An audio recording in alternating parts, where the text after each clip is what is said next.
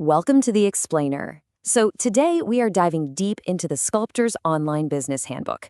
If you're an artist and you've got a studio just full of amazing work, but you're thinking, how do I actually get this stuff into people's homes?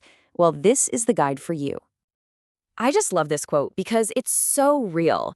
This is for all of you out there with messy hands and not enough hours in the day who just believe deep down that your incredible work should pay the bills.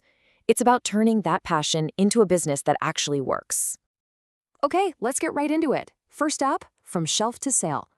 So, what actually makes a sculpture sellable online? A place where a potential buyer can't even touch it or feel its weight? It really does all start with the prep work. Now look, this isn't about changing your unique artistic style, not at all. But the handbook makes a really smart point. Start with pieces that are an easy yes for someone browsing online. Think about sculptures for a desk or a sideboard. Things that are simpler to ship, easy for someone to imagine in their space, and frankly, make amazing gifts.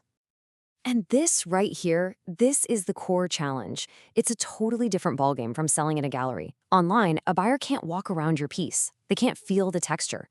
So your photos and your description have to become their eyes and their hands. Your job is to remove every single seed of doubt before it even has a chance to sprawl. And this checklist, this is basically your secret weapon for building trust with a buyer. Seriously. Clear dimensions and weight aren't just boring specs. They are everything to someone trying to picture your work on their own bookshelf. And please, don't just say mixed media. Tell them exactly what it is. Every little detail you give knocks down another barrier to that final sale. All right, you've got your pieces prepped and ready to go. Now for the part that, well, let's be honest, it trips up almost every creator out there: pricing.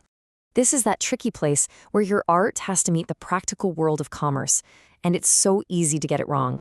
So how do you do it right? The biggest insight here is to stop guessing.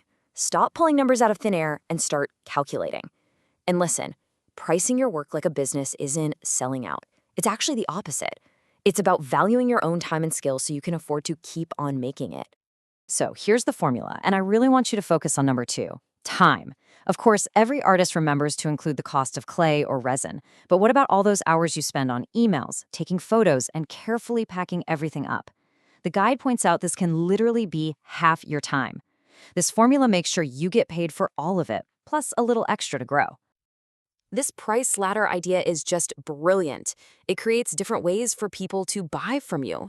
Someone might not be ready to jump in with an 800-pound statement piece, but they might absolutely fall in love with a 100-pound miniature. And just like that, you've got a new fan, a new collector, who might just come back for that bigger piece down the line. Okay, next up, and this might be the single most critical piece of the puzzle: your digital gallery. The handbook calls photography the make or break element of selling online, and they are not kidding. You could have an absolute masterpiece on your hands, but if the photos are bad, it's just not going to sell, period.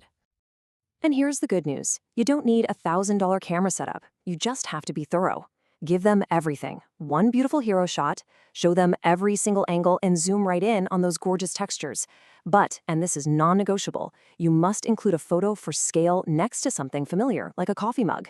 It's the fastest way for a buyer's brain to go, oh, I get it. I know exactly how big that is. And here is a pro tip that makes such a huge difference. Try to photograph every single piece in the exact same setup. Why? Because consistency builds trust. It makes your entire shop look cohesive and professional, and that just tells a buyer, hey, this artist knows what they're doing. Okay, we are really making progress. Your work is prepped, it's priced correctly, and your photos look amazing. So where on earth do you actually sell it? This is a big decision because the platform you choose can really shape your entire business. So the guide breaks it down into 2 main paths. You've got marketplaces on one hand. Think of that like having a stall at a huge, busy art fair. You get tons of people walking by, which is great, but you're also right next to 100 other artists. Then you've got your own shop. That's like opening your own little boutique gallery. You have to work to get people in the door, but once they're inside, it is all about you and your work. So, what's the smartest approach? The handbook suggests starting on a marketplace. Test the waters, see what people are buying, get some great reviews, and then, once you've got that momentum, you build your own shop for the long haul. That's how you go from just selling a few pieces to actually building a real brand. Now, I know what some of you are thinking. Build my own shop, I'm an artist, not a coder. And if that's you, don't panic. The guide points to a third option, these done-for-you services. They're for the artist who just wants to focus on making art and let someone else handle all the techie stuff. And when you look at the numbers, you can see why this is so compelling, especially when you're starting out. A flat fee and zero commission, that means when you make a sale, you keep all the money. That is a huge deal. That's more money for materials, for better tools, for your business. All right, this is it, our final section. Let's pull all these threads together. We've talked about prep, pricing, photos, and platforms. But how do you grow this into a real sustainable business? Because, selling a few things is fantastic, but the real goal is to build a system that lets you create without that constant financial stress. This quote really just hits home. There's this weird idea that being businesslike is somehow bad for your art, but it's just not true. Being professional, being reliable, being clear, that isn't selling out. That is what gives you the freedom and the stability to keep being an artist. So instead of just uploading a new piece and hoping someone sees it, try a structured launch rhythm. This is a game changer. You tease the new work a week beforehand. You show little behind-the-scenes clips. You announce the exact date and time it will go live.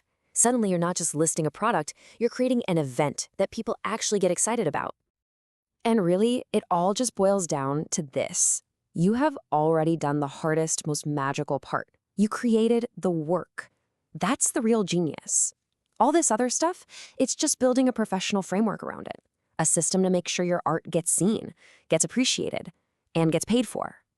So the only question left is, are you ready?